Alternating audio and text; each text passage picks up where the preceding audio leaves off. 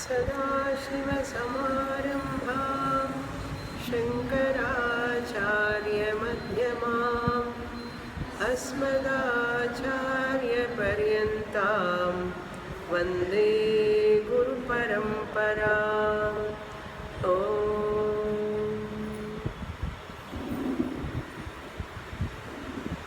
మనం 13వ అధ్యాయం పూర్తి చేశాం. 3వ షట్కమైనటువంటి భగవద్గీతలో 14వ అధ్యాయంలో ప్రవేశించబోతున్నాం. ముందుగా ఉపోద్ఘాతాన్ని చెప్తాను. మనం 13వ అధ్యాయంలో క్షేత్రజ్ఞ విభాగ యోగము అని, క్షేత్రం అంటే అనాత్మ అని, క్షేత్రజ్ఞ అంటే ఆత్మ అని తెలుసుకున్నాం. మరి ఇంకొక పేరుతో కూడా పిలువబడిన ఈ ఆత్మ అనాత్మలు, పురుష అంటే ఆత్మ అని, ప్రకృతి అంటే అనాత్మ అని తెలుసుకున్నాం. కనుక ఆత్మ అనాత్మలకే మరొక పేరు ఏంటంటే, ఆత్మ అనాత్మలకి మరొక పేరు ఏమిటంటే పురుష ప్రకృతి. పురుష అనేది ఆత్మ, ప్రకృతి అనేది అనాత్మ. క్షేత్రం క్షేత్రజ్ఞ.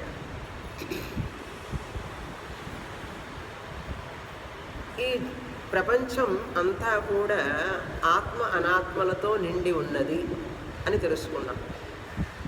కృష్ణ పరమాత్మ క్షేత్రం అంటే ఈ జగత్తంతా కూడా క్షేత్రం అన్నారు. ఈ శరీరాన్ని కూడా క్షేత్రమే అన్నారు. ఇదం శరీరం కౌంతేయ అన్నారు. ఈ శరీరానికి సంబంధించినటువంటి మనస్సు, సూక్ష్మ శరీరం కూడా క్షేత్రంతో సమానం. క్షేత్రమే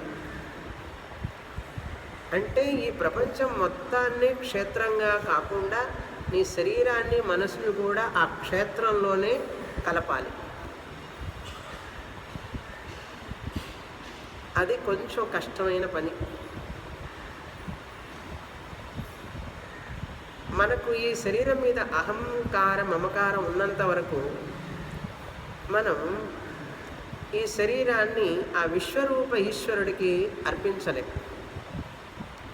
ఈ శరీరం, మనసు కూడా ఆ విశ్వరూపంలో భాగం అని తెలుసుకోవాలి. 11వ అధ్యాయంలో చూసాం విశ్వరూప దర్శన యోగం. ఈ జగత్తంతా కూడా ఆయన యొక్క రూపం అని తెలుసుకున్నాం.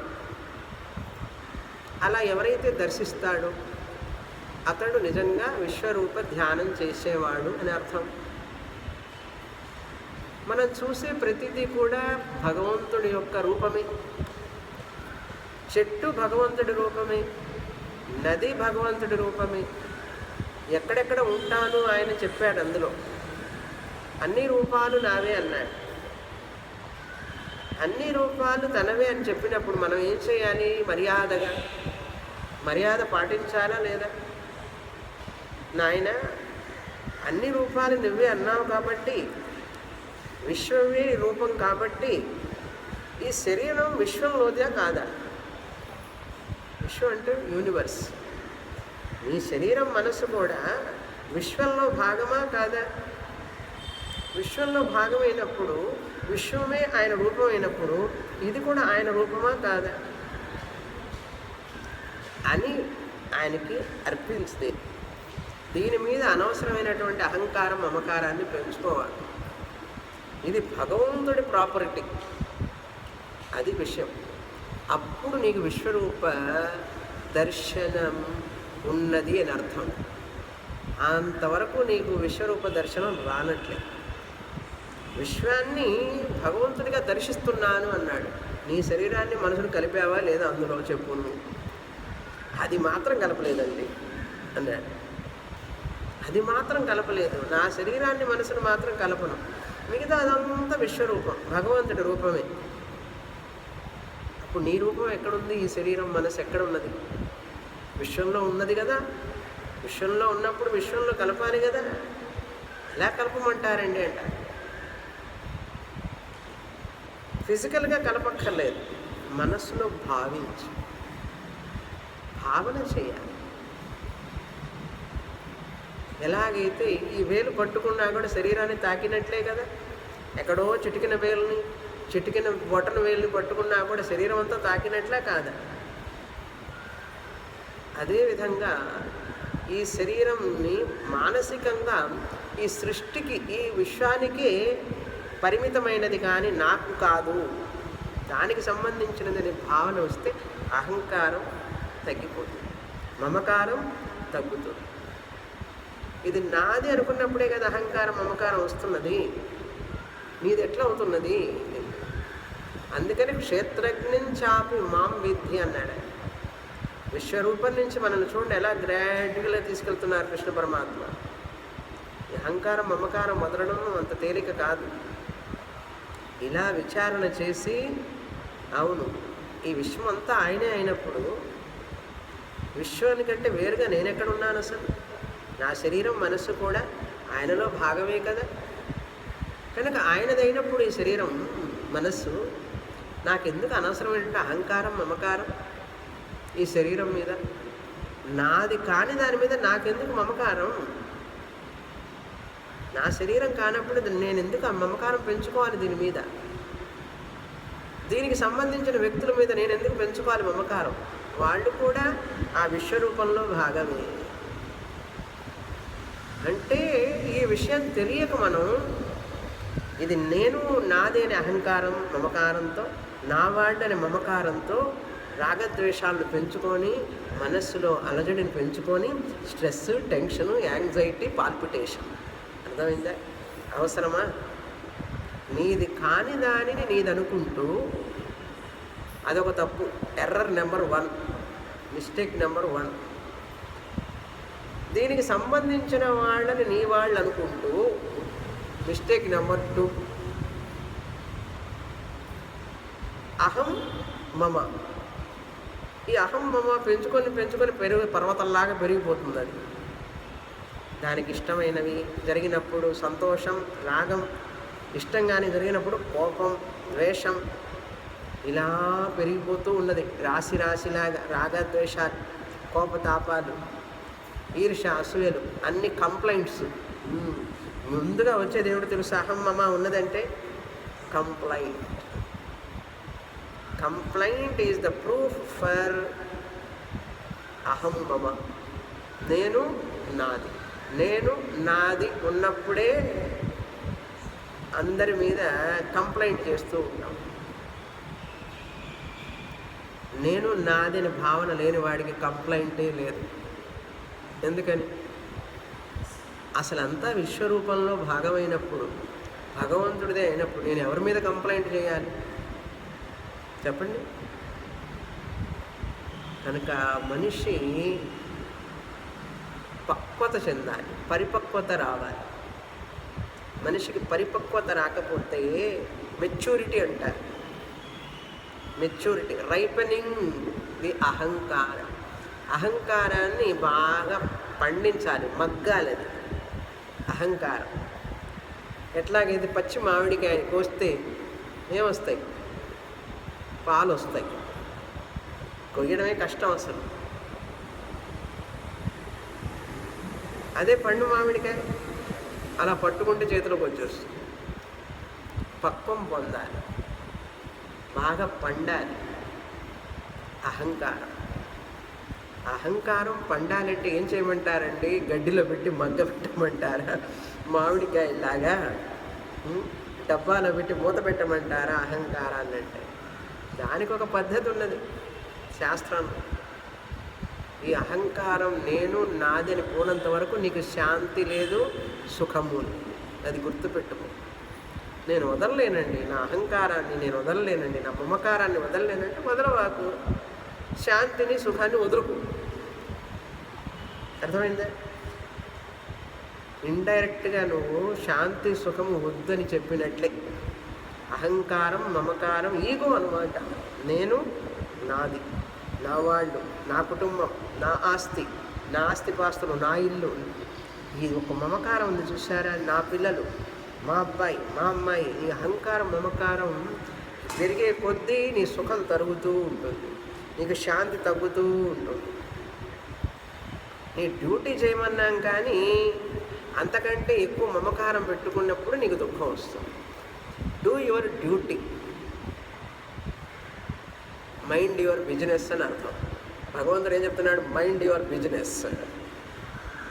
మనం ఏం చేస్తాం? దాటిపోతాం. Trespassers will be prosecuted. No admission without permission. ఆయన ఆజ్ఞ లేకుండా ఆయన ప్రపంచంలో మనం ప్రవేశించామంటే ప్రాసిక్యూషన్ ఏంటో తెలుసా? మన సుఖ శాంతి, నిద్ర పట్టని రాత్రులు, ఆకలి లేనటువంటి, ఆకలి ఉండదు, నిద్ర ఉండదు, ఒకటే దుఃఖం, ఏదో కలత, ఏదో వ్యాకులత, ఏదో బాధ, ఎక్కడో ఏదో వెలితి. చాలు కదా, ఇంకేం కావాలి అంతకంటే నీకు? ఇది నీ సుఖాన్ని, నీ యొక్క శాంతిని పణంగా పెడతావు. అహంకారం, మమకారం ఉంటే ఒక్కటే మనం గుర్తుపెట్టుకోవాల్సింది. ఈరోజు నా మనస్తాపం, నా దుఃఖం, అశాంతికి నేనే కారణం, నా మమకారం, అహంకారమే కారణం అని తెలుసుకున్న రోజు you are a mature person.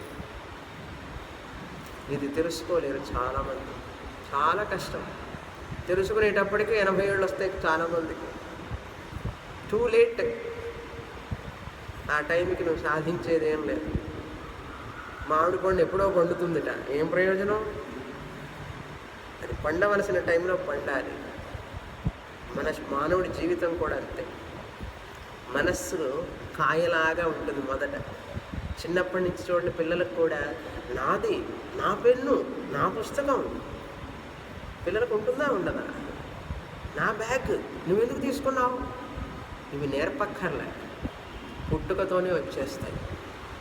వెంటనే లాక్కుంటాడు. చూసారా? వాడిది ఎవరైనా పట్టుకున్నాడంటే వెంటనే లాక్కొని దాన్ని ఎట్లా కావలించుకుంటాడు. అదే పని 40 ఏళ్ళు వచ్చిన తర్వాత చేస్తున్నావా లేదా? నా ఆస్తి నా పేరు మీద ఉండాలి. మా అబ్బాయి కోడలు వచ్చి ఏమండి అంటే నాతో మాట్లాడటం లేదంటుంది ఈవిడ. చూసారా ఎంత మమకారం? అసలు నీది ఎట్లా అవుతుంది? కానీ అలా పెంచుకొని అలవాటైపోయి కొడుకుకు పెళ్ళైతే ఏ తల్లి శాంతిగా ఉన్నట్లుగా కనపడ్డంలా. ఎందుకు ఏంటంటే అహంకారం, మమకారం. పిల్లలు వాళ్ళంతటా వాళ్ళు స్వేచ్ఛగా ఆలోచించి వాళ్ళ పనులు చేస్తుంటే తల్లిదండ్రులకి ఆనందం లేదు. ఎందుకంటే మమకారం. నాకు చెప్పకుండా చేస్తాడు, నన్ను ఒక మాట అడగచ్చు కదా, ఏం అడగకపోతే ఏమైంది? మమకారం. నాకు చెప్పకుండా చేసేసాడే, నాతో ఒక మాట అనలేదే, అనకపోతే ఏమైంది? అనాలని చెప్పకూడదని చెప్పలేదు, ఏదో భయం, ఏదో మర్చిపోయి ఉంటాడు. అయినా సరే ఇంకా జీవితాంతం గుర్తుపెట్టుకుంటాడు. తల్లి తండ్రి జీవితాంతం గుర్తుపెట్టుకొని అప్పుడు మా అబ్బాయి అంటాడు. చూసారా ఎంతటి మమకారం, ఎంతటి అహంకారం మనిషికి. ఇంకా దానివల్ల ఏంటంటే శాంతి ఉండదు, సుఖం ఉండదు. పోయింది మన శాంతి, గప్చిప్పుగా పోతుందన్నమాట.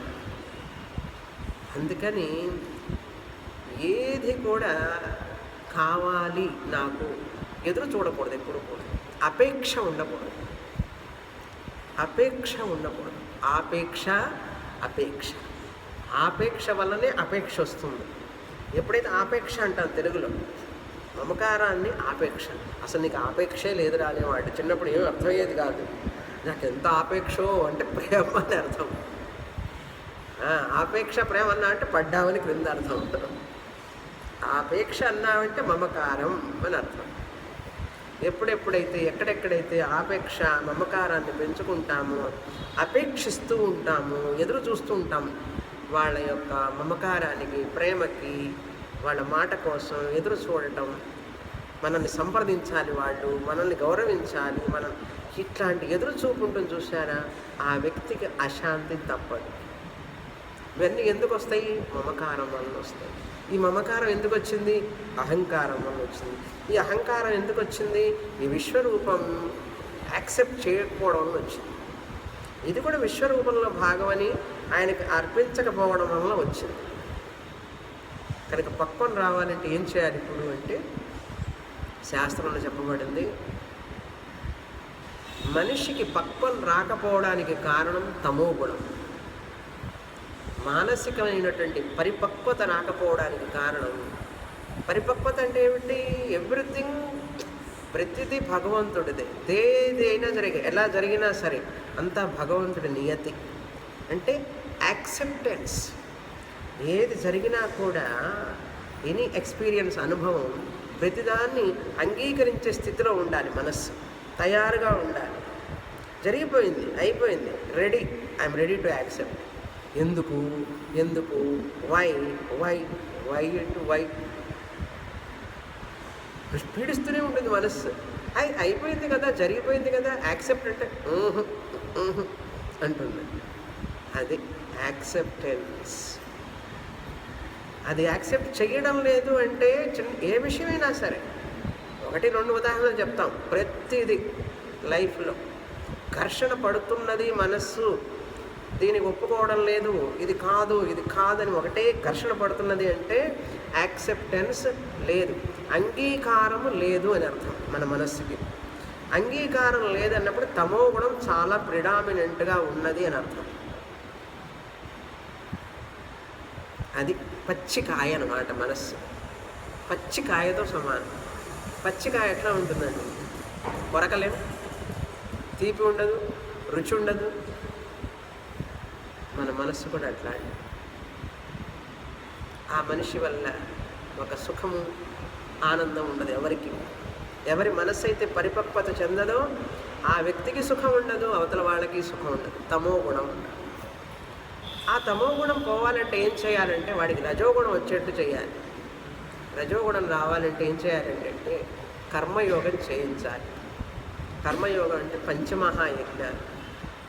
కర్మయోగం చేస్తే తమో గుణం పోతుంది. నిస్వార్థత, స్వార్థం లేకుండా కొంచెం ఇతరుల కోసం దేవుడికి పూజ చేయడం, తోటి మానవులకు సేవ చేయడం, కుటుంబంలో వాళ్ళకి కోసం సహాయం చేయడం, పశుపక్షాదులకు సహాయం చేయడం, పితృదేవతలకి వాళ్ళ రుణాన్ని తీర్చుకోవడం కోసం వాళ్ళకి తర్పణానివ్వడం, మన ఋషులు ఇచ్చినటువంటి ఈ సంపదకి ప్రతిరోజు వాళ్ళని గుర్తు చేసుకోవడం, పారాయణం చేసి ఏదో కొన్ని తెలిసిన వరకు ఇలా రోజు చేయడం వలన మనలో తమో గుణం తగ్గిపోయి అహం మమ తగ్గుతుంది. నిస్వార్థంగా చేయడం మొదలు పెడతాం. సెల్ఫిష్నెస్ పోయి సెల్ఫ్లెస్నెస్, నిస్వార్థత వస్తుంది. అంతకుముందు ప్రేమ ప్రేమ అన్నాం. అబ్బాయి మీద నాకు ప్రేమ, అమ్మాయి మీద ప్రేమ, కోడల మీద చాలా ప్రేమ. ఏం కాదు, నీకు వాళ్ళు కంఫర్ట్గా చూస్తున్నారని చెప్పి నీకు ప్రేమ, నీకు అన్ని అనువుగా చేస్తున్నారని ప్రేమ. ఏదో ఒకరోజు వాళ్ళు నీకు అనుకున్నట్లుగా తీయక వేరేగా చేస్తే అప్పుడు తెలుస్తుంది వాళ్ళ ప్రేమ ఏమిటో, నీ ప్రేమ ఏమిటో. చూస్తున్నాం కదండి లోకంలో.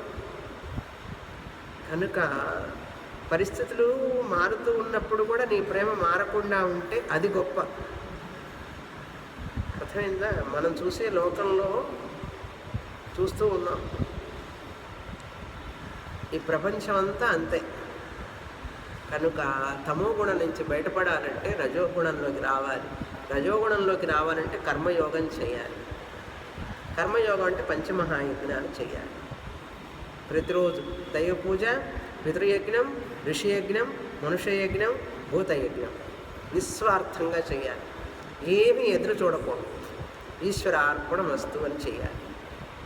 తర్వాత ఈ రజోగుణం వచ్చిన తర్వాత మళ్ళీ పర్సన్ బికమ్ వర్కహాలిక్. చేసి చేసి చేసి ఇంకా అదే పనిలో పడతాడు, అలవాటు పడిపోతాడు. వర్క్ ఈజ్ వర్షిప్ అంటాడు. సర్వ్ టు హ్యుమానిటీ, నారాయణ సేవే మాధవ సేవే మాధవ సేవ అని చెప్పి ఇంక అందులో పడతాడు, బయటపడడు. రజోగుణం ఎక్కువ. కాలు చెయ్యి ఊరికే ఉండదు, ఏదో పని చేస్తూనే ఉండాలి. ఊరికే ఉంటే బోర్ కొడుతుందిట. అప్పుడు శాస్త్రం ఉంటుంది, ఇంకా నీకు పరిపక్వత రాలేదు, హాఫ్ పరిపక్వతే వచ్చింది, పూర్తిగా పరిపక్వత రావాలా లేదా? బాగా పండిన మామిడి పండు తింటారా, హాఫ్ పండిన మామిడి పండు తింటారా? అందులో తీపి ఉండదు, తినడం కష్టం. బాగా పండాలి. అలాగే మనస్సు కూడా బాగా పరిపక్వత రావాలని ఆ రజోగుణం నుంచి బయటపడాలి. రజోగుణం ఉన్నా కూడా నీకు కోపం, తాపం, నువ్వు చేసేదంతా నేను ఇంత మంచిగా చేస్తున్నాను, ఎన్ని పనులు చేస్తున్నాను, మీ అందరి కోసం చేస్తున్నాను, నిస్వార్థంగా చేస్తున్నాను, ఒకటే పెద్దగా చెప్పుకుంటాడు. ఎవరు?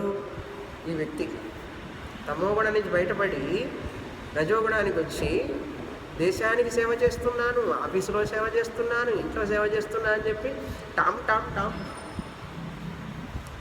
అదొక గొప్పగా చెప్పుకుంటుంటాడు 10 మందికి. మా కుటుంబం కోసం ఎంత చేస్తున్నాను, మా తోటి వాళ్ళ కోసం ఎంత చేస్తున్నాను అనే అహంకారం ఉంటుంది అక్కడ కూడా. అది పోవడానికి రజోగుణం నుంచి నువ్వు సత్వగుణానికి రావాలి. సత్వగుణానికి రావాలంటే ఏం చేయాలి? ఏమున్నది? ఉపాసనా యోగం, ధ్యానం చేయాలి. ప్రాణాయామం, ధారణ, ధ్యాన, సమాధికి అభ్యాసం చేస్తే, ఉపాసనా యోగం చేస్తే ఆ విక్షేపం పోతుంది. ఆ విక్షేపం పోవడం వల్ల ఏమవుతుంది? రజోగుణ నుంచి సత్వగుణానికి వస్తాం. అందుకని రిటైర్మెంట్ పెట్టారు. యాక్చువల్గా రిటైర్మెంట్ పెట్టినా కూడా రిటైర్ అయి కూర్చోరు కదా. కాస్త జపం చేసుకుంటూను, పారాయణం చేసుకుంటూను, కాస్త చదువుతూ కూర్చోవచ్చు అంటే కూర్చోరు. ధ్యానం చేయొచ్చు కదా అంటే ఆహా, ఇంతకాలం చేసిన తర్వాత ఇప్పుడు కాముగా ఎట్లా కూర్చుంటామండి? ఆఫీస్ వాళ్ళు పిలిచారు మమ్మల్ని. ఒక ఆయన చెప్తాడు వచ్చి, ఏమండి మీ సర్వీసెస్ ఆర్ వెరీ గుడ్. కష్టపడుతున్నాడు చేయలేక, ఆఫీస్ ప్రెషర్ ఆయనకి ఆల్రెడీ. ఇంట్లో అమ్మ సిక్, కొడుకు కూడా ఈజ్ నాట్ ఏబుల్డ్ పర్సన్. అట్లా కష్టపడుతూ కూడా రిజైన్ చేయకుండా ఇప్పుడు ఇంకా వీళ్ళు కాక రిజైన్ చేస్తే ఆఫీస్ వాళ్ళు అంటారు, మీ సర్వీసెస్ మాకు కావాలండి, కొంచెం మీ కన్సల్టెన్సీ మాకు కావాలి, అందుకని మీరు అప్పుడప్పుడు వస్తుండండి, మీరు రోజు రావద్దు, ఇట్లా లాగుతారు. ఏం వదిలిపెట్టచ్చు కదా, ఇంతకాలం చేసావు కదా. డబ్బులు అవసరమూ లేదు, ఫైనాన్షియల్గా బాగానే ఉన్నారు, సొంత ఇల్లు ఉన్నది, అన్నీ ఉన్నాయి, ఇంకా ఎందుకు అంటే అయ్యో నేను రాజసిక్ కదండి, నేను యాక్టివ్గా ఉండేవాడిని, సడన్గా ఏం చేయొద్దని ఎవరన్నారు? గుడికెళ్ళు, రోజు పూజ చేయి, ఇంట్లో పారాయణం చెయ్యి, దైవ పూజ చేయొచ్చు కదా యాక్టివ్ అయితే. అది చేయడు. చూడండి, మనిషి ఆ రాజసిక్ నుంచి సత్వగుణానికి రావాలి. రాకపోతే ఏజ్ వచ్చే కొద్దీ దానికి తగినట్లుగా నీ గుణాలు కూడా మారాలి. మారకపోతే ఏమవుతుందంటే అనేకమైనటువంటి వ్యాధులు వస్తాయి మనిషికి. దానికి తగినట్లుగా మనస్సు పరిపక్వత చెందుతూ రాకపోతే, ఆశ్రమాలు ఎందుకు పెట్టారు? బ్రహ్మచర్య, గృహస్థ, వానప్రస్థ, సన్యాస, వర్ణధర్మాలు ఎందుకు పెట్టారు? వాళ్ళందరూ పిచ్చివాళ్ళు అయి పెట్టారా? పని పాట లేక పెట్టారండి? మన క్షేమం కోసమే కదా పెట్టారు. రిటైర్మెంట్ పెట్టారంటే ఇంకా టక్కున అయిపోయింది, that's all, no other work. అట్లాంటి స్థితికి రాలేకపోతున్నారు చాలామంది. నేను మొన్న చెప్పాను కదా, అమెరికా వెళ్ళారు, గ్రీన్ కార్డు తీసుకున్నాడు తల్లి తండ్రి ఇద్దరు గ్రీన్ కార్డు తీసుకున్నారు, అబ్బాయి అమ్మాయి అమెరికాలో ఉన్నారు. ఇప్పుడు ఈయన ఎక్స్ట్రా చదువుతున్నాడు కోర్సులు. మా వారు కోర్సులు చదువుతున్నారండి, కరస్పాండెన్స్ కోర్సు ఇంటర్నెట్లోనే చదువుతున్నారు. ఇంకా ఎందుకు మీ వారు చదవడం? రిటైర్ అయిపోయి 8 ఏళ్ళు అయింది, ఇప్పుడు కోర్సు చదువుతున్నారు. ఎందుకండి కోర్సు అని చెప్పి అడిగా ఆ స్టూడెంట్ని. అడిగితే, ఏమంటే అమెరికా వెళ్ళిన తర్వాత అక్కడ సెటిల్ అయిపోతాం కదా, గ్రీన్ కార్డు వచ్చింది కదా, మరి అక్కడికి పోయి మా అబ్బాయి మీద ఆధారపడాలి కదా, ఎందుకండి ఫైనాన్షియల్గా వాళ్ళ మీద ఆధారపడటం, అంతా కాస్ట్లీ కదా, అందుకని అక్కడికి వెళ్ళి ఏదైనా ఉద్యోగం చేసుకుందామని అక్కడికి పోయి ఉద్యోగం చేసుకుంటాడు అయినా, అందుకని కోర్సు చదువుతున్నాడు. ఏం చెప్తాను చెప్పండి? అంటే ఎంత రాజసిక్కో చూసారా మనిషి. Is very rajasic, highly rajasic person. అయితే రాజసిక్ అనేటువంటిది ఏమవుతుంది? ఇది ఒక టాలెంటే, కానీ ఎంతవరకు, ఎప్పటి వరకు ఉండాలి? అప్పటి వరకే ఉండాలి. లేకపోతే ఏమవుతుంది? పుణ్యం లేదు, పురుషార్థం లేదు, మనిషి గమ్యమే మర్చిపోయినాడు. కనుక శాస్త్రం చెప్తుంది, ఉపాసన యోగం చేయి, ధ్యానం చేయి, భగవత్ చింతన చేయి, మనస్సును పరిచి నువ్వు సత్వగుణానికి రావడానికి అది సహాయపడుతుంది. తమో గుణం నుంచి రజోగుణం, రజోగుణాన్ని నుంచి సత్వగుణం. సత్వగుణానికి వచ్చినప్పుడు ఏమవుతుందంటే, ఇప్పుడు ఈ రోజుల్లో వాళ్ళకి రుచించవలేదండి, మాటలన్నీ రుచించవు. నీకు రుచించినా రుచించకపోయినా శాస్త్రం చెప్పుకుంటూ పోతుంది. రుచిస్తుందా విను, వినకపోతే నీకే తెలుస్తుంది ఒక రోజుకి అంటుంది శాస్త్రం. ఎవరి కోసం శాస్త్రం వెయిట్ చేయదండి. అర్థమైందా? శాస్త్రం తన యొక్క పని తను చేసుకుంటూ పోతుంది. వింటావా విను, లేదంటావా ఆల్ ద బెస్ట్ అంటుంది. అప్పుడు సత్వగుణం వచ్చినప్పుడు ఉపాసన చేయడం వల్ల మనసు కామ్ డౌన్ అయ్యి శుద్ధత ఏర్పడుతుంది మనసులో. సాత్విక ప్రధానం అయిపోతుంది మనస్సు. సత్వ ప్రధానం కాగానే మనస్సుకి జ్ఞాన యోగ్యత వస్తుంది. అది పరిపక్వత, మెచ్యూరిటీ వస్తుంది, యాక్సెప్టెన్స్. ఇక దేనికి కూడా అలజడి చెందదు మనస్సు. ఆ సత్వగుణం వచ్చినప్పుడు జ్ఞాన యోగ్యత వచ్చి మనిషికి, ఆ జ్ఞాన యోగ్యత వలన మనిషిలో మానసిక పరిపక్వత బాగా వచ్చిన తర్వాత మనశ్శాంతి చోటు చేసుకొని ఒక గురువు దగ్గరికి వెళదాం, చదువుదాం, చదివింది అర్థం చేసుకోగలుగుతాడు మనిషి. ఎప్పుడు ఆ సత్వగుణం ఉన్నప్పుడు మాత్రమే. రజోగుణం ఉన్నవాడికి అర్థం కాదు. హైపర్ యాక్టివిటీ ఉన్న వాళ్ళకి శాస్త్రం ఎంటర్ కాదు మనస్సులో. ఎందుకంటే దానికి ఒక మైండ్ ట్రాంక్విలిటీ కావాలి, కామ్నెస్ ఉండాలి, రిలాక్స్డ్గా ఉండాలి, వర్రీ ఉండకూడదు, అలజడి ఉండకూడదు మనసు. అప్పుడే ఇది లోపలికి వంటపడుతుంది. సత్వగుణ ప్రధానం కావాలి. కనుక 3 గుణాలు, తమోగుణం నుంచి రజోగుణానికి, రజోగుణాన్ని నుంచి సత్వగుణానికి రావాలి గ్రాడ్యువల్గా. చిన్నపిల్లవాడికి నిద్రపోతాడు బాగా. ఎన్ని గంటలు నిద్రపోతాడు తెలుసా? చిన్నపిల్లవాడు, పసిపిల్లవాడు 18-20 గంటలు నిద్రపోతాడు. ఆ పాలు తాగే టైం తప్ప మిగతా టైం అంతా నిద్రపోతాడు. దేనికి సింబల్ అది? ఏ గుణానికి ప్రతీకం? తమో గుణం. దాని నుంచి యాక్టివ్ అవుతాడు అవుతాడు అవుతాడు తర్వాత ఎంత యాక్టివ్ అంటే వాడిని పట్టుకోలేము. రజోగుణం. రజోగుణం కొన్ని సంవత్సరాలు, అది అయిన తర్వాత మెచ్యూరిటీ రావాలి, వచ్చి సత్వగుణానికి రావాలి, గ్రాడ్యువల్గా రావాలి. ఎప్పుడు వస్తావు నువ్వు? ఆశ, మోహం, ధన ఆశ, ఇవి కావాలి అవి కావాలి అనేటువంటి ఒక లోపల ఒక తీవ్రమైనటువంటి కాంక్ష ఉన్నంతసేపు నువ్వు రజోగుణంలోనే తిరుగుతూ ఉంటావు. సత్వగుణం రావాలి అంటే చాలు, తృప్తి, ఆనందం, ఉన్నదాంతోనే ఆనందంగా ఉండగలిగే స్థితి రావడం సత్వగుణం వల్ల వస్తుంది. అప్పుడు నువ్వు అన్నీ సంపాదించుకొని ఇచ్చినది భగవంతుడి, చాలు నాయన నువ్వు ఇచ్చావు నాకు, థ్యాంక్ యూ అని చెప్పొచ్చు కదా. ఇంకా కావాలిట. అప్పుడు ఆ పనిష్మెంట్ అనుభవించాల్సి వస్తుంది మనిషి. అది వచ్చినప్పుడు మనం కనుక విడవకపోతే, ఆ మెచ్యూరిటీకి మనం కనుక ప్రయత్నం చేయకపోతే, we have to pay the price. ఎందుకంటే బాడీ కెనాట్ కోఆపరేట్. దానికి శక్తి తగ్గిపోతూ ఉన్నది, జ్ఞాపక శక్తి తగ్గుతూ ఉంటుంది. ఇంకా యాక్టివ్గా ఉండడానికి నువ్వు పనికిరావు, కానీ నువ్వు ఉండాలంటావు. ఆఫీసులో వాడు పో అంటారు, నేను పోను అంటావు. చూసారా? కనుక నువ్వు చాలా టాలెంట్గా ఉన్నావు, బాగా చేస్తున్నావు అన్నప్పుడే మనం మర్యాదగా బయటకు వస్తే అందం, సందం. ఇంట్లో కూడా కోడలు వచ్చిన తర్వాత అమ్మ నువ్వు చూసుకో అని చెప్పచ్చు కదా. ఈ అత్తగారు నాకు ఇంకా శక్తి ఉండదు, నేనే చేస్తాను కానీ వంటింట్లో తిరుగుతూనే ఉంటుంది, గుడుగుడు గుంజం గుండె రాగంలాగా. శక్తి ఉన్నంత మాత్రం చెయ్యాలని ఎక్కడ లేదు. You have to give the responsibility to the next. ఇచ్చేసాయి. ఎలా చేస్తారో ఏమో. ఎలా చేస్తారంటే నువ్వు ఎలా చేసావు? నువ్వు ఫస్ట్గా కోడలుగా వెళ్ళినప్పుడు ఎలా చేసావు? అలాగే చేసుకుంటారు వాళ్ళు కూడా, వదిలిపెట్టేసి. అది మెచ్యూరిటీ అంటే. కనుక మన బాధ్యత అయిపోయినప్పుడు ఇంకా దాంట్లో ఎంటర్ కాకూడదు. డోంట్ పోక్ యువర్ నోస్ అంటారు. అంటే అన్నిట్లో జ్వరపడకూడదు మనం. అది చూడటానికి బాగుండదు, మర్యాదగా ఉండదు. కనుక వాళ్ళు మనల్ని వెళ్ళమని లోపల మనమే వెళ్ళొస్తామని చెప్పడం మర్యాద. మన విలువను కాపాడుకున్న వాళ్ళం అవుతాం. ప్రతి ఫీల్డ్ అంతే, ప్రతి ఫీల్డ్ అంతే. అలా మనం నో చెప్పకపోతే, ప్రతిదానికి నో చెప్పడం తెలుసుకోవాలి. ఎప్పుడు ఎక్కడ నో చెప్పాలో చెప్పాలి, తీరాలి. మర్యాదగా చెప్పాలి. నో అని చెప్పకూడదు అని చెప్పాలి, నవ్వుతూ చిరునవ్వుతూ.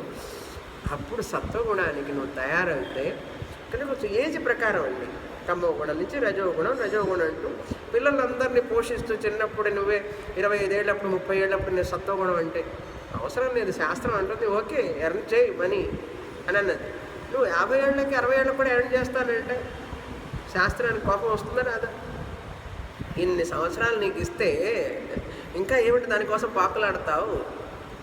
వానప్రస్థాశ్రమం కృష్ణారామ అనుకుంటూ భగవచ్చింతన చెయ్యి. భగవచ్చింతన ఏముందంటే ఆఫీసులో ఏదో చేస్తానన్నాడు. అది సత్వగుణాన్ని ఇవ్వదు. సత్వగుణాన్ని ఇచ్చేది ఎప్పుడు కూడా క్వైట్నెస్. అది ఒక అందం. ఆ వయస్సుకి ఆ సత్వగుణం వస్తే అది ఒక అందం ఉంటారు. చూసారా, ఏ వయస్సుకి ఆ వయసుకు తగ్గట్టుగా ఉంటారు మనిషి. అది సత్వగుణ ప్రధానమైనప్పుడు జ్ఞాన యోగ్యత, జ్ఞాన ప్రాప్తి అన్నీ వస్తాయి. కనుక గుణత్రయ అనాత్మ, గుణ అతీత ఆత్మ. ఇప్పుడు 14వ అధ్యాయంలో పురుష ప్రకృతి, ఆత్మ అనాత్మ, క్షేత్రజ్ఞ చెప్పినట్లుగానే మరొక ఆత్మ అనాత్మ వివేక 14వ అధ్యాయంలో మనిషి ఎలా కర్మయోగం ద్వారా తమోగుణాన్ని పోగొట్టుకొని ఉపాసన యోగం ద్వారా రజోగుణాన్ని తగ్గించుకొని వదిలిపెట్టి కొంతకాలానికి అదొక దశాబ్దం పడుతుంది. కర్మయోగం ఒక దశాబ్దం అభ్యాసం. దశాబ్దం అంటే తెలుసా ఏంటి? 10 సంవత్సరాలు. ఉపాసన యోగం ఒక దశాబ్దం. అది నువ్వు స్టార్ట్ చేసేటప్పటికి నీకు 30 ఏళ్ళు. 30 నుంచి 40 కర్మయోగం, 40 నుంచి 50 ఉపాసన యోగం. 50కి వస్తే 50 అప్పుడు జ్ఞానయోగానికి వస్తే, సత్వగుణానికి వస్తే జ్ఞానయోగం ఒక దశాబ్దం. 3 దశాబ్దాలు పడుతుంది అప్పుడు నువ్వు సత్వగుణానికి వచ్చేటప్పటికి. ఇదంతా వెల్ డిజైన్ అండి. శాస్త్రంలో ఎక్కడ అటు ఇటు ఏముండదు, పక్కా డిజైన్ ఇదంతా కూడా. ఆ పక్కా డిజైన్ తెలుసుకున్నామంటే యువర్ లైఫ్ ఈజ్ ఎక్సలెంట్. తెలుసుకోలేదా యూ పే ద ప్రైస్. కానీ చాలామంది ఈ యొక్క విద్యకి రాకపోవడం వల్ల, తెలుసుకోకపోవడం వల్ల ఆ వాల్యుబుల్ టైం అది పోతుంది. ఎప్పుడు ఏది నేర్చుకోవాలో తెలుసుకోక. కనుక ఈ యొక్క స్పిరిచువల్ ఎడ్యుకేషన్ అనేది ఎంత అవసరమో చూసారా? ఎప్పుడు నేర్చుకోవాలి, ఎప్పుడు చదువుకోవాలి? మనం అనుకుంటాం స్పిరిచువల్ ఎడ్యుకేషన్ అంటే ఆధ్యాత్మికం క్లాసులు, స్వాములు స్వామినీలు, ఈ యొక్క వేదాంత క్లాసులన్నీ ఎప్పుడంటే జుట్టంతా నిలిచిపోయిన తర్వాత మనం ఎందుకు పనికిరానప్పుడు క్లాసులకు వెళ్ళాలనుకుంటారు జనం. అది కాదు. యుక్త వయసులో ఉన్నప్పుడే దీన్ని తెలుసుకోవాలి. తెలుసుకొని కొంచెం కొంచెంగా ఇంప్లిమెంట్ చేసుకుంటూ రావాలి. అది మనం ఆధునిక విద్యలో పడి ఈ విద్యని చాలా చాలా ఏమిటి ఆల్మోస్ట్ నిల్లు అట్లాంటి స్థితిలో ఉన్నాం ఇప్పుడు. అందుకే పిల్లలకి కూడా ఇప్పుడున్న యుక్త వయసులో ఉన్న వాళ్ళకి ఏమిటి జీవితం, గమ్యం ఏమిటి, ఏం చేయాలి, ఇది ఎలా దీన్ని చక్కగా సక్రమంగా తీసుకువెళ్ళాలనే దానికి మార్గదర్శనం లేదు. కష్టపడి బాధపడుతూ అప్పుడు చివరికి భగవద్గీతలో ఏం చెప్పారు కృష్ణ అని ఎదుగుతారు. ఏమర్థమవుతుంది అప్పుడు? నీ అంతటి నువ్వు చదివితే అర్థమయ్యేది కాదు. అదే గురువు దగ్గర చదువుతూ వింటూ ఉపన్యాసాలు వింటూ ఉంటే నీ జీవితాన్ని ఇట్లా చక్కగా మలుచుకునేవాడు. అర్థమైందా? కనుక ఇది అందరికీ అవసరం. ఏమిటి ఇప్పుడు? గుణత్రయం అంటే అనాత్మ, సత్వ రజస్ తమో గుణాలు. తమో గుణం, రజోగుణం, సత్వగుణం, 3 గుణాలు. గుణత్రయం అనాత్మ. కనుక నువ్వు ఏం చేయాలి? ఇప్పుడు సత్వగుణానికి వచ్చి సత్వాన్ని కూడా దాటిపోవాలి. ఆత్మని నేను గుణత్రయ విలక్షణ ఆత్మ, గుణాతీత ఆత్మ నేను అని తెలుసుకోవాలి. గుణాలలో ఉన్నంతసేపు కూడా నీకు బాధ ఉంటూనే ఉంటుంది.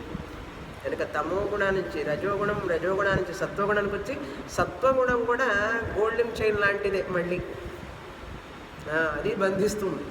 కాముగా ఉంది మనస్సు, ఇల్లు కాముగా ఉంది, ఇంకెవరన్నా సౌండ్ వచ్చినా ఏదన్నా అయినా కానీ తట్టుకోలేడు. ఆ, ఈ సత్వగుణం ఉన్న వాళ్ళకి ప్రాబ్లం ఇది. అందుకని సత్వగుణం కూడా దానికి ఎడిక్ట్ అయిపోతాడు మనిషి. కామ్గా ప్రశాంతంగా చాలా సాత్విక్ అండి, సో సాత్విక్ అన్నాడు. ఆ సాత్విక్ అనేది కూడా ప్రతిబంధకమే ఆత్మజ్ఞానాన్ని. అవన్నీ అనాత్మలో ఉన్నాయి. శరీరం, మనస్సు, శరీరానికి సంబంధించినవి. తమోగుణం, రజోగుణం, సత్వగుణం, గుణత్రయం అనాత్మ. అర్జున, గుణ అతీతుడి కావాలి అంటే నేను ఆత్మని, నాకు ఈ 3 గుణాలు లేవు అని తెలుసుకోవాలి. గుణాతీతో భవ అర్జున, ఆత్మ అని తెలుసుకో అంటున్నారు. కనుక ఆత్మ అనాత్మ వివేకం, ప్రకృతి పురుష వివేకం, క్షేత్రజ్ఞ వివేకం, గుణత్రయ గుణాతీత వివేకం.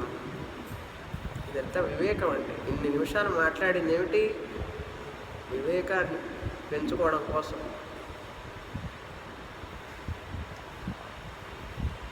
అయితే అయ్యో ఇంతకాలం వేస్ట్ అయిపోయిందండి, ఇవన్నీ తెలియలేదండి, ఇంతవరకు చదువుకోలేదండి, అట్లా బాధపడి ఏం ప్రయోజనం లేదు. బాధపడటం వల్ల జరిగేది ఏమీ లేదు. పాజిటివ్గానే ఆలోచించాలి. పర్వాలేదు, ఇప్పటికైనా కళ్ళు తెరిచాం, ఇప్పుడైనా తెలుసుకుంటున్నాం. తెలుసుకొని ఈ విషయాన్ని నిజంగా నేను కనుక గ్రహిస్తే దీన్ని 10 మందికి, లేకపోతే నా కుటుంబంలో వాళ్ళకి కనీసం తెలియజేద్దాం. వింటారో వినరో అది వేరే విషయం. చెప్పి చూద్దాం తెలుసుకుంటారో లేదో. మనం ముందు గ్రహించి మన మాట వింటారు అన్నప్పుడు, విశ్వాసం ఉన్నప్పుడు వాళ్ళకి చెప్పుకోవడం. ఈ మార్గంలోకి వాళ్ళని ఇండైరెక్ట్గా కనీసం వచ్చేటట్లు చేయడం. డైరెక్ట్గా కాకపోయినా ఇండైరెక్ట్గా అలా మనం చేస్తే మనకు ఒక తృప్తి ఉంటుంది. మనం కూడా అందులో ఆ చింతనలోనే ఉంటాం అలా చేస్తూ. కనుక నిరుత్సాహపడటం కానీ, ఏం చేయలేకపోయినా అని చెప్పి నెగిటివ్గా ఆలోచించనే కూడదు. అసలు వేదాంతం చదివేవాళ్ళు ఎప్పుడు పాజిటివ్గానే ఆలోచిస్తూ ఉండాలి. I'm the best, I'm the first అట్లా అనుకుంటూ వెళుతూ ఉండాలి. లోపల తెలుసు మనకు మనం ఏం లేదు, చాలా కష్టాలున్నాయి, బాధలున్నాయి, ఏదేదో చదువుతున్నాం కానీ అనుకుంటాం. కానీ నిరుత్సాహపడకూడదు. నిరుత్సాహపడితే ముందుకెళ్ళలేము. Let me see the rest of the life, make it, utilize it. ఇప్పటికైనా సరే మించిపోయింది లేదంటుంటారు చూసారు మన వాళ్ళు. మరి ఇప్పటికైనా మించిపోయింది లేదురా అన్నట్లుగానే మనం కూడా ఇప్పటికైనా మించిపోయింది లేదు, రావాల్సినప్పుడు వచ్చింది అది అంతే. ఈ టైంకి మనకు అది ఆ మెలకు వచ్చింది. భగవంతుడా, ఇది రాని వాళ్ళు ఎంతమంది ఉన్నారు ప్రపంచంలో, కనుక వీఆర్ ఫార్చునేట్ అని చెప్పి భగవంతుడా కొంచెం బండిని స్పీడ్గా నడిపించును ఆయన అని చెప్పి ఆయన అడిగితే ఆయన గ్రీన్ సిగ్నల్ ఇస్తాడు, త్వరగా నడిపిస్తాడు. అందుకని ఆ కృష్ణ పరమాత్మ చెప్పిన వాక్కులని మన చెవుల్లో వేసుకొని, ఆ చెవుల ద్వారా మనసులోకి వెళ్ళి, ఆ మనసు ద్వారా బుద్ధిలోకి వెళ్ళి, ఆ బుద్ధిలో పనిచేస్తే మన జీవితం ఆనందమయం. ఇది దీనికి బ్యాక్గ్రౌండ్. గుణత్రయం నుంచి గుణాతీతకి స్థితికి వెళ్ళాలి అంటే ఏం చేయాలి, హౌ టు హ్యాండిల్. అసలు ఫస్ట్ మనలో 3 గుణాలు ఉన్నాయి సంగతి గుర్తులేదు మనకు. 3 గుణాలు ఉన్నాయి, గుణాల వలనే ఏర్పడింది శరీరం అని చెప్తూ ఇప్పుడు కృష్ణ పరమాత్మ మొదలు పెడుతున్నారు. అథ చతుర్దశోऽధ్యాయః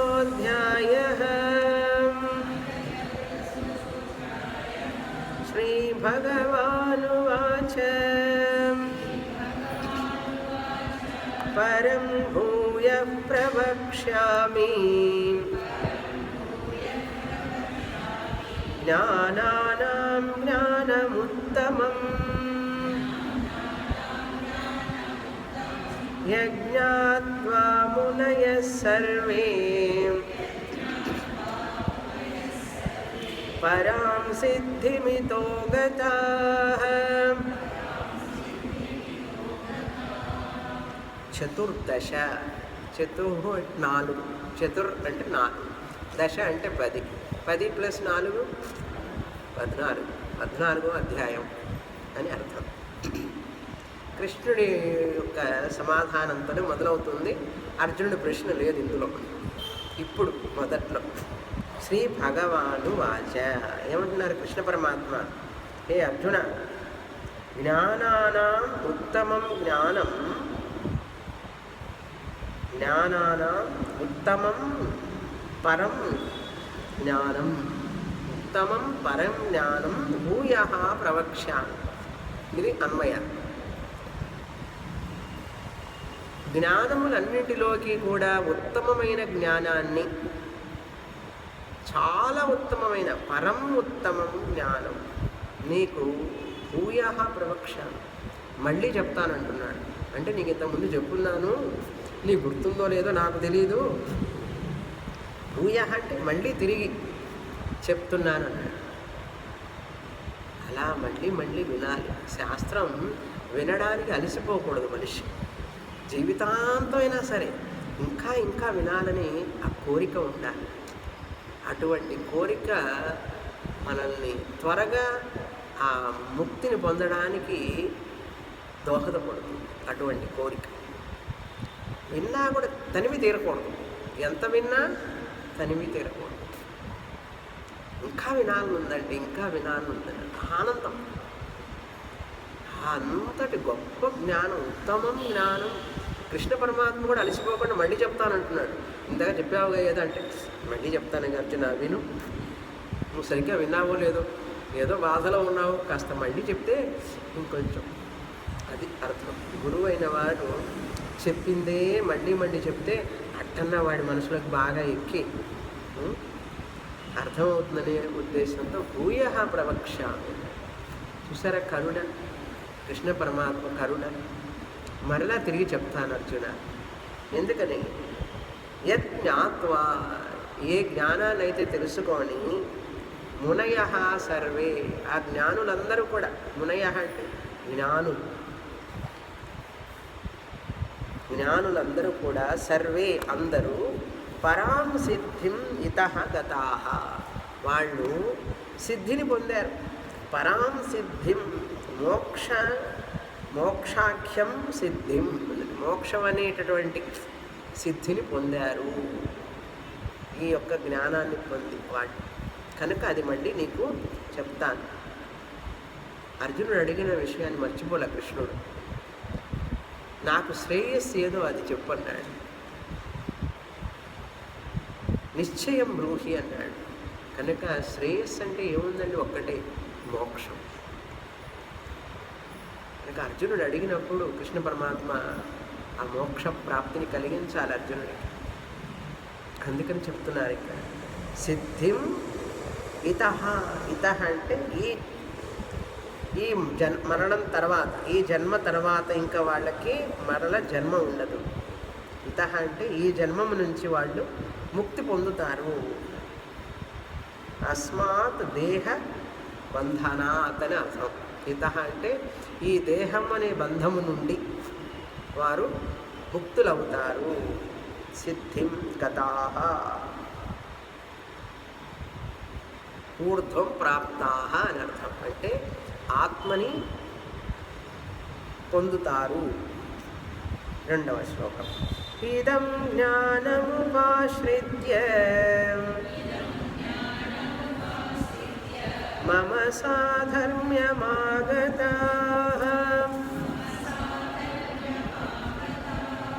సర్గేపి నోపజాయంతే ప్రళయేన వ్యథంతి చ.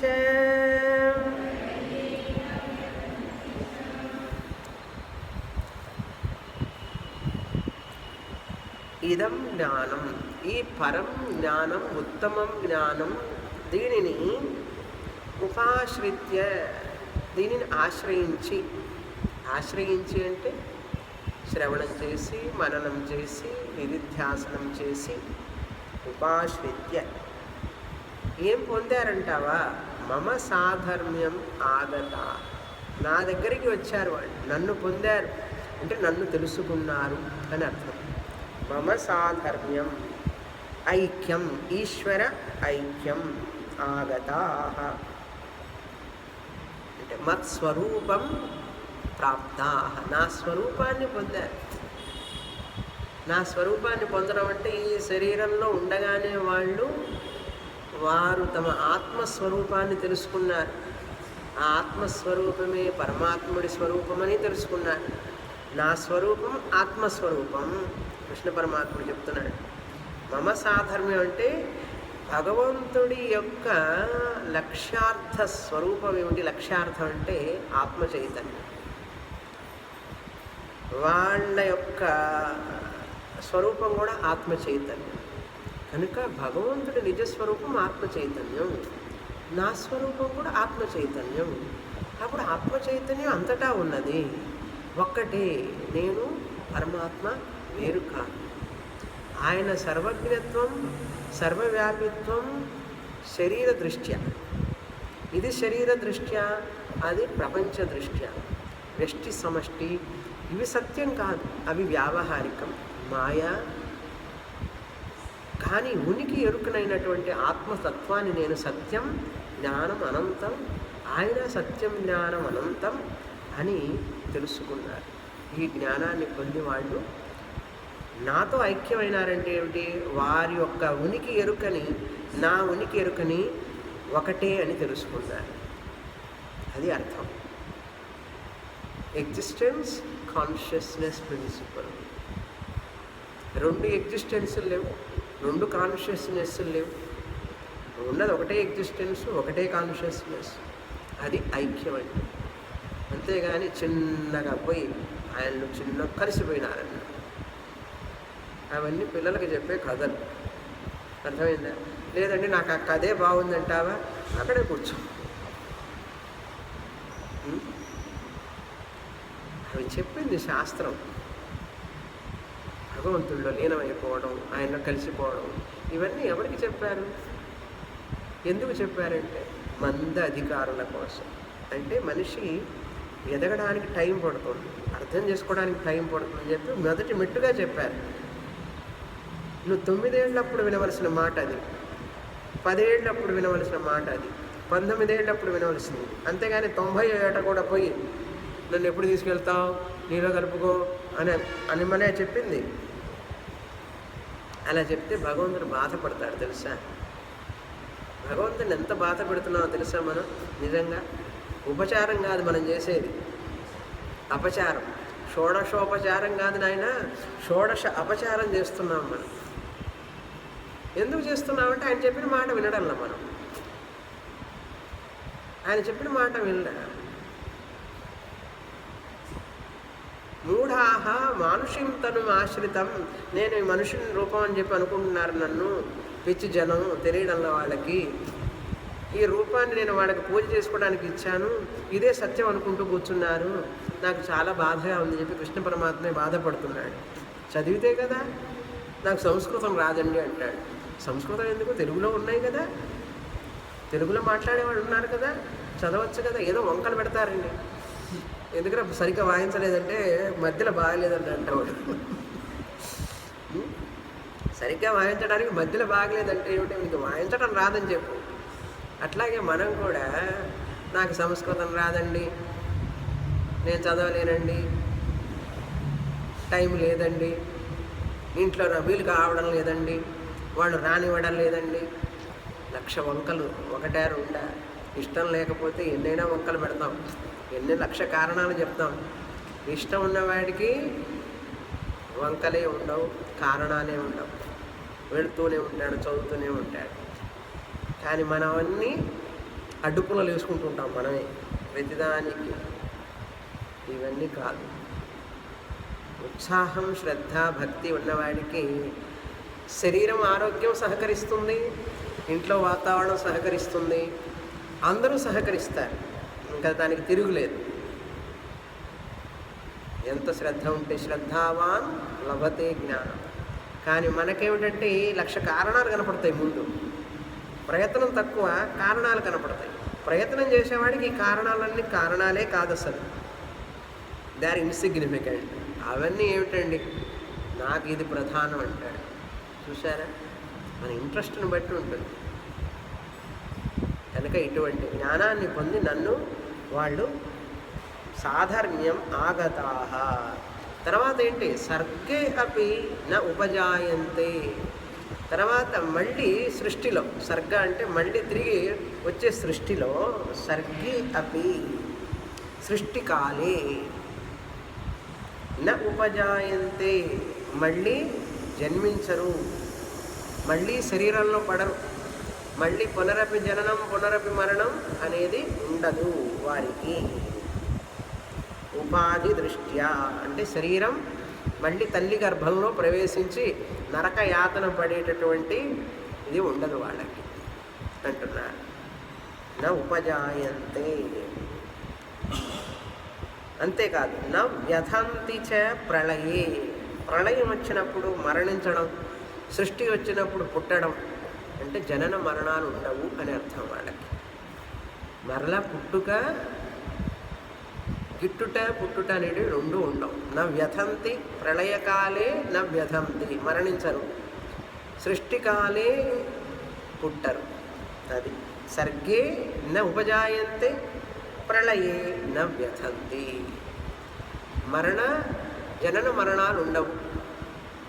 అసలు ఈ జనన మరణాలు ఉండవు అంటే ఏమిటండి? కొంచెం డీప్గా ఆలోచిస్తే, నన్ను పొందుతారన్నాడు, వాడికి జనన మరణాలు ఉండవు అన్నాడు. ఇది లిటరల్గా తీసుకుంటే ఇంక అంతవరకే, మనం ఎదగం, మనకు జ్ఞానం రాదు.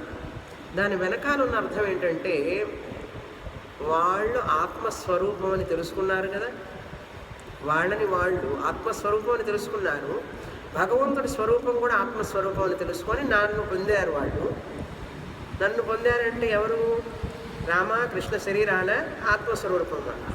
ఆత్మస్వరూపం ఆత్మనైన నాకు అసలు ఎప్పుడూ జన్మ లేదు. జన్మలేని వాడికి మరణం ఎట్లుంటుంది? కనుక మరణ జన్మలు అన్నీ కూడా శరీరానికే. కానీ నేను ఆత్మని, నాకు నా మృత్యుర్ న శంక నమే జాతి భేద. నాకు జననము లేదు, మరణము లేదు. సృష్టికాలే జననం కానీ ప్రళయకాలం మరణం అనేది నాకు సంబంధమే లేదు. నేను ఉనికి ఎరుకనైనటువంటి ఆత్మతత్వాన్ని అని తెలుసుకుంటారు. అది విదేహముక్తి అంటే. జీవన్ముక్తి విదేహముక్తి అనేది మామూలు మనుషులకు చెప్తాం. విదేహముక్తి అంటే జ్ఞాని మోక్షం వచ్చిన తర్వాత జీవన్ముక్తుడయ్యి శరీరాన్ని వదిలిపెడతాడు, విదేహముక్తిని పొందుతాడు అనేది ప్రిలిమినరీ స్టూడెంట్స్కి చెప్తాం. బిగినర్స్కి చెప్పే ఆన్సర్. మీరంతా అడ్వాన్స్డ్ కదా, మీ అందరికీ ఏం చెప్పాలి నేను? విదేహముక్తి అంటే అడ్వాన్స్డ్ స్టూడెంట్కి చెప్పే ఆన్సర్ చెప్తున్నాను. సీక్రెట్, మామూలుగా చెప్పకూడదు అని చెప్తున్నాను. విదేహముక్తి అంటే జ్ఞాని తాను విదేహ అని తెలుసుకుంటాడు. ఇప్పుడే నేను దేహము లేనివాడిని అని తెలుసుకోవడమే విదేహముక్తి.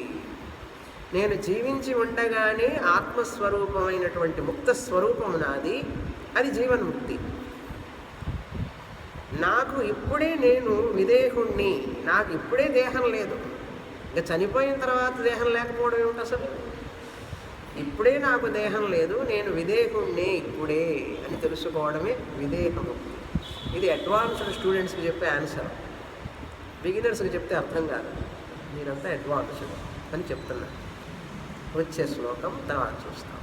పూర్ణమద పూర్ణమిదం పూర్ణాత్ పూర్ణముదచ్యతే పూర్ణస్య పూర్ణమాదాయ పూర్ణమేవావశిష్యతే. ఓం శాంతి శాంతి శాంతి. హరి ఓం. శ్రీ గురుభ్యో నమః.